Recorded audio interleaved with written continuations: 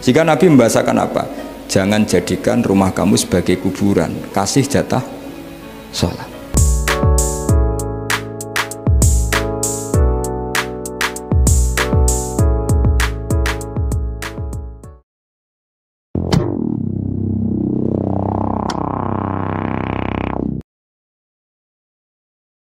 Banyak kan sahabat habis sholat duhur ba'diyah di masjid, qobliyah di masjid. Apa kata Nabi? La taj'alu buyutakum kuburan, cung nak apik aja mbok entek-entekno ning masjid. Omam ya bagai keapian.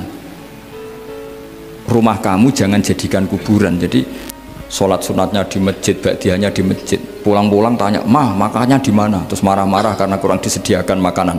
Kan lucu kan? Di masjid qobliyah, ba'diyah pulang-pulang tanya apa? Makanan. Tersinggung lagi kalau belum disediakan. Akhirnya apa? Anak-anak kita yang kecil kenangan melihat bapaknya itu apa? Bapak itu orang yang kalau dari masjid tanya makanan dan marah kalau tidak kesampaian. Coba kalau kamu datang dari masjid sholat, kenangan anak kamu apa? Bapak itu orang yang kalau datang dari pergi sholat. Sehingga kenangan anak-anak kita ini melihat kita sholat sujud di rumah. Jika Nabi membahasakan apa? Jangan jadikan rumah kamu sebagai kuburan, kasih jatah sholat. Sehingga ulama mengatakan jamaah itu paling baik itu di masjid untuk jamaah fardu.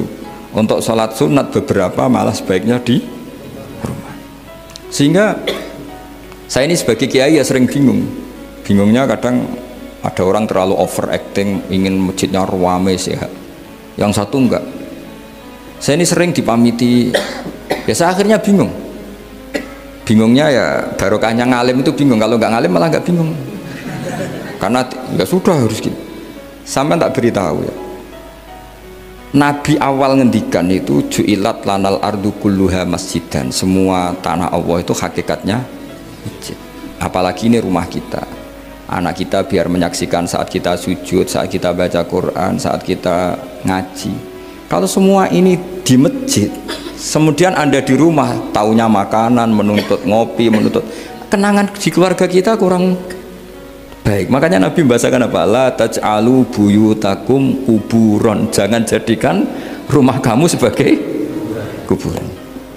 Apalagi ada pepatah lagi, al-ummu madrasatul ula. Ibu adalah madrasah pertama. Coba kalau kita ngajarin Quran di rumah, ya tentu masjid ya tetap ada kegiatan, tapi jangan sampai mematikan rumah. Sehingga kita sebagai ulama itu ada masjid rame ya seneng, ada masjid setengah rame ya nggak apa-apa, asal efeknya menyebar ke masyarakat. Jadi ramenya masjid ya baik, tidak rame kalau yang rame ibadah di rumah-rumah juga baik. Maka dulu zaman Nabi Musa malah istilahnya waj'alu buyutakum qiblatan wa aqimus sholat. Jadikan rumah kamu sebagai kiblat, sebagai tempat ibadah. Coba kenangannya Nabi kalau sholat malam itu di rumah apa di masjid? Di rumah. Sehingga Aisyah punya kenangan sampai hatta waromat kodamau, sehingga kakinya Nabi bengkak. Dan Nabi alami saja. Kamu kira Nabi sholat punya kayak anak-anak sekarang kan yang ada ruang sholat? Ternyata hanya dipasang sajadah sama tasbih, nggak pernah dipakai. Kalau Nabi enggak, yang dipakai Sayyidah Aisyah itu ya tempat sholat. Sehingga kata Aisyah, Nabi itu sholat di tempat tidur saya.